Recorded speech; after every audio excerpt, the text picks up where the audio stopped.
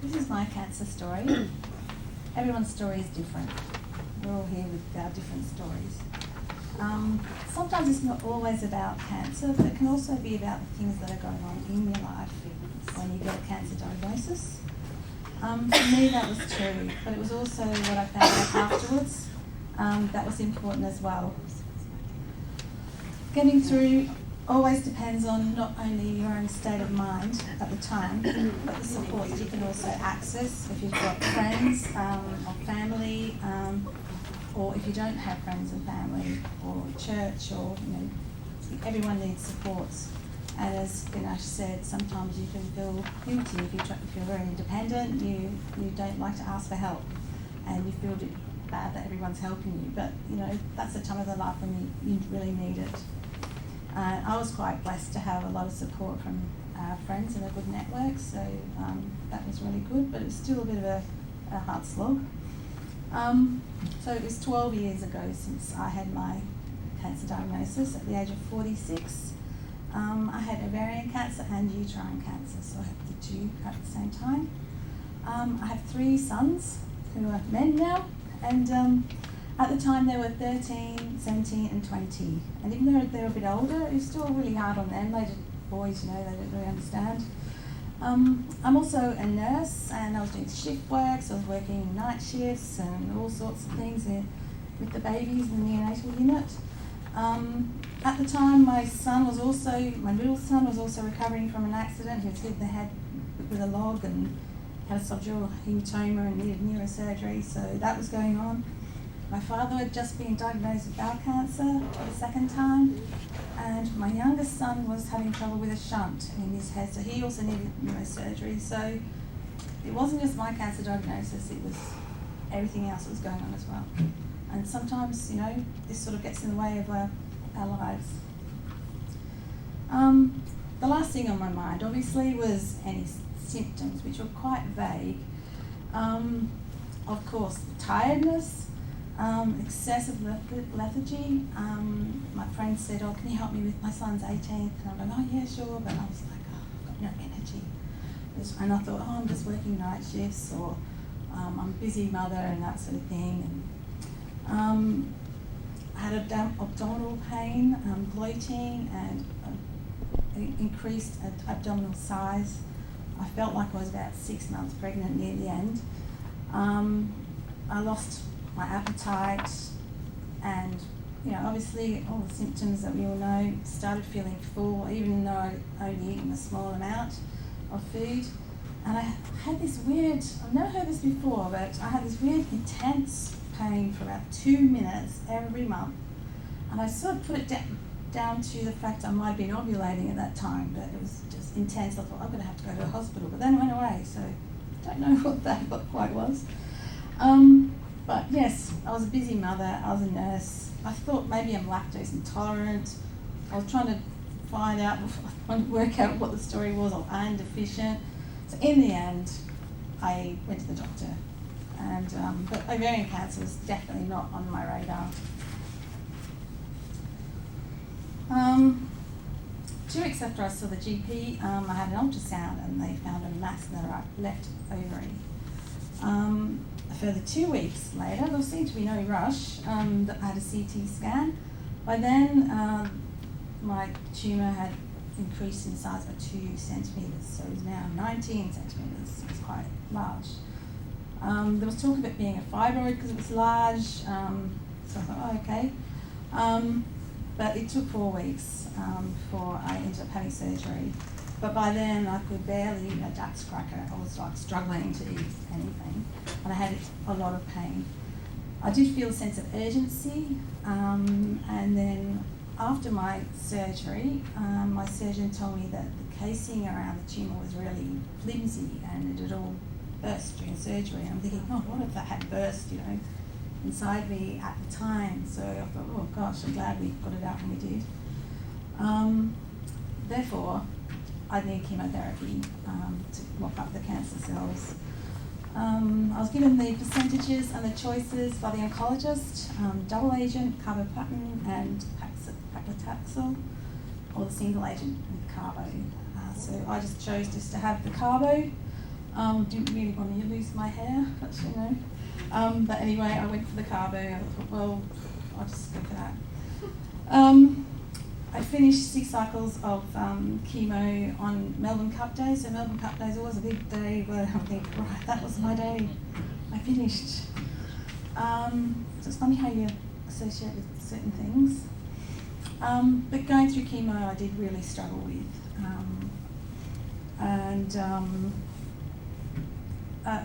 My friends were really lovely, and every time I had the chemo, someone would bring a meal around. One time, I didn't actually get the chemo because my neutrophils were so low, and I had blood transfusion, and I was feeling fabulous.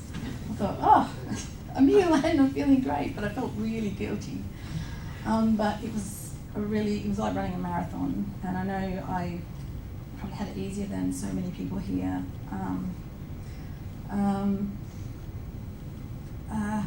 So yes, but I did struggle through it, and I kept working just here and there, and with the kids, so that was really challenging. But after that, I didn't really have too much time to think about my cancer diagnosis because things kept happening in the family. My husband had a motorbike accident and needed surgery, and my youngest had like 8 more surgeries over the next 2 years. So my life just kept going with all that sort of thing. So it was pretty full on.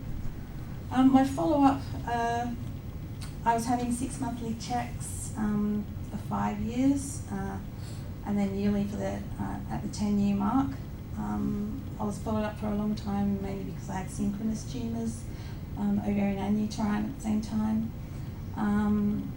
I did have that feeling that Ganesh talked about, getting really paranoid whenever I felt a bit sick. I'd do a night shift and I'd feel tired afterwards, and then I think, oh no, is it coming back again? I feel really terrible, but I think that's all just part of it. I actually ended up giving up my job in working shift work, so that was really sad. But then I got into research, which I'm now working in cancer research, so it's very rewarding to be in that forums because I get to speak to patients and say, yep, I went through that, and you know, I can actually relate to them on a small level. But my story doesn't really end there. In 2015, my cousin in South Africa was diagnosed with bowel cancer at 41. I found out that his mother, my dad's sister from Ireland, also had bowel cancer, and she also had ovarian cancer. My father had bowel cancer and kidney cancer. His brother had bowel cancer, and my grandma also had bowel cancer in her 40s and ovarian cancer. Don't know about uterine. And she died when she was 54. So, you know, a little bit of a pattern there.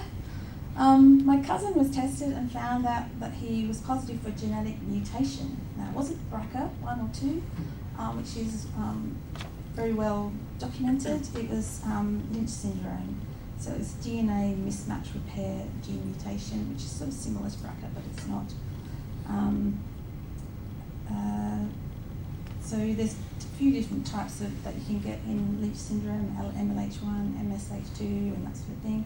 I'm MLH1, so you sort of know a bit about your cancer risk from that genetic mutation. So people with Lynch, like BRCA, you also have a 50% chance of getting it from a family member, your parent, and passing it down to your children. So now we know that we've got this in our family.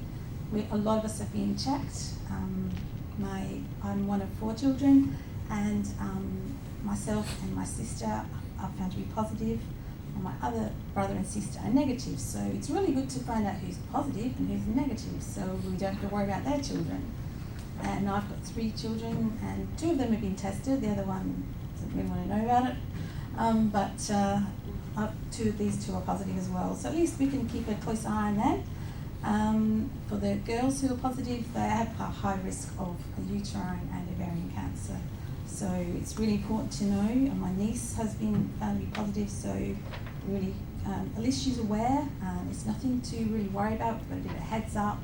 we know how to look after ourselves a bit better and have preventative surgeries at the right time, and just keep an eye out. Because if I had known about my cancer risk, especially with ovarian cancer, I would have probably recognised the symptoms earlier, or thought I'd got more screening.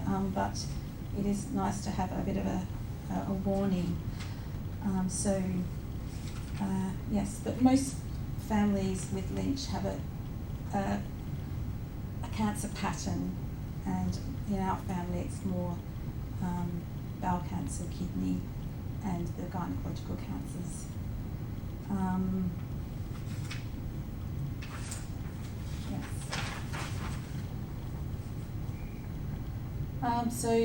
Yes, the advantages are knowing who's at risk, having surgery, and also aspirin is a bit of a preventative measure you can take as well.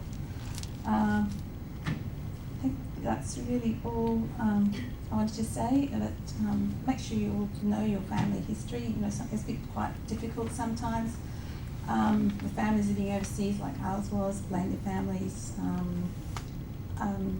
Generations not discussing things, medical issues.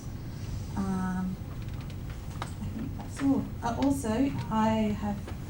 I'm also a consumer rep with ANZGOG, who are the Australian and New Zealand Gynecological Oncology Group, and I'm really honoured to be there as a consumer and get to look at research for gynecological cancers before it becomes research, and look at the patient information sheets, so I can say, oh no, that's the wording should be better, and just really be on the ground level with all those trials, just so that I can do something to help women who are coming after me. Really, that's all I've got to say. Thank you.